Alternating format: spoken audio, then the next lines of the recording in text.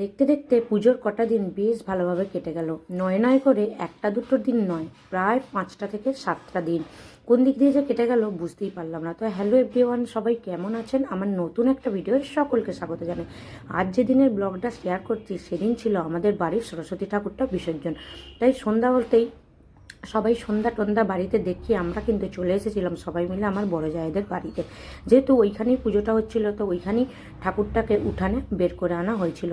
আমার কিন্তু মনটা আজ খুবই খারাপ লাগছিল। তার কারণ হলো, এই যে কোনো লক্ষ্মী, সরস্বতী, দুর্গা যারই পূজা হোক না কেন, এটা যেন আমার কাছে বিসর্জনের সময় খুব করুণ লাগে। আমার কিন্তু মনটা খুব কষ্ট হয়।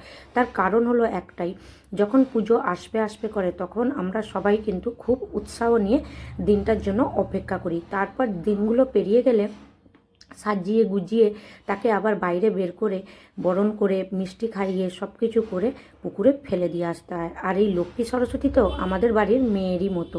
আমরা যেমন একটা কন্যাকে বা মেয়েকে লালন পালন করে বড় করি বা তার শখসাদ পূরণ করি, ঠিক এই পুজোর মুহূর্তগুলোও ঠিক সেরকম। কি সাজাবো, কিভাবে পুজো হবে, কি কি ফল আনা হবে, সব কিছুই তাই। শুধু তাই নয়, এই মেয়ে ঠাকুরের পূজাগুলো আমার কিন্তু মেয়ের বিয়ের মতো লাগে। কারণ একটা মেয়ের যখন বাড়ি থেকে বিয়ে ঠিক করা হয় তখন তার কত মাস ধরে যে কত রকমের প্ল্যান পরিকল্পনা চলে তার ঠিক নেই। আর ওই মেয়ের বিয়ে হচ্ছে এক রাতের ব্যাপার। যেই সেই দিনের রাতটা কেটে যায় সব কিছু শেষ, সব লণ্ডভণ্ড হয়ে আসরে পড়ে থাকে, কেউ কিন্তু আর সেদিকে লক্ষ্য দেয় না। ঠিক এই ঠাকুরের পুজোগুলো আমার কাছে যেন খুব কষ্টের লাগে। এসে গেল তো পেরিয়ে চলে গেল, তারপরই ব্যাস সেই বিসর্জন করে দিয়ে চলে এসো। তো চলুন সবাই মিলে তো ঠাকুর বরণ করে আমাদের রাস্তায় বেরিয়ে পড়তে হয়েছিল। তখন প্রায় 8টা 9টা মতো রাত বেজে গিয়েছিল।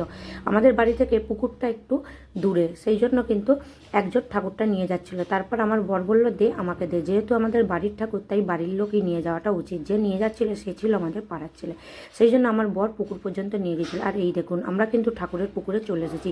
আর এই ঠাকুরটাকে আমাদের এই পুকুরে ফেলার কারণ একটাই, এই যে বালিঘাটের পুকুরটা, এখানে কিন্তু সমস্ত জায়গা থেকে টোটোয় করে গাড়িতে করে ঠাকুর নিয়ে আসে বিসর্জন করার জন্য। আর এখানে কিন্তু সমস্ত শুভ অনুষ্ঠানে এখান থেকেই স্নান করিয়ে নিয়ে যাওয়া হয়।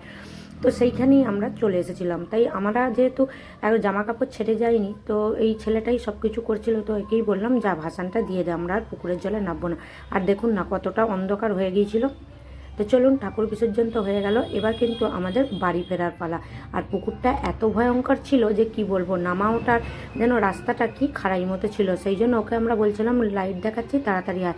তো চলুন ঠাকুর তো বিসর্জন দেওয়া হয়ে গেল, সবাই শান্তি জল নিয়ে এবার বাড়ির পথে রওনা দিল। আর এদিকে কিন্তু আমার যা তৈরি করেছিল মিষ্টি, কারণ ঠাকুর বিসর্জন করে নাকি মিষ্টিমুখ করতে হয়। আর বিসর্জনের পর্ব শেষ করে মিষ্টিমুখ হবে না সেটা কি করে হয় বলুন? তাই মিষ্টিমুখ করে সবাই কিন্তু আমরা সবার বাড়িতে চলে গেলাম। তো চলুন ভিডিওটা কেমন লাগলো অবশ্যই কিন্তু কমেন্ট করে জানাতে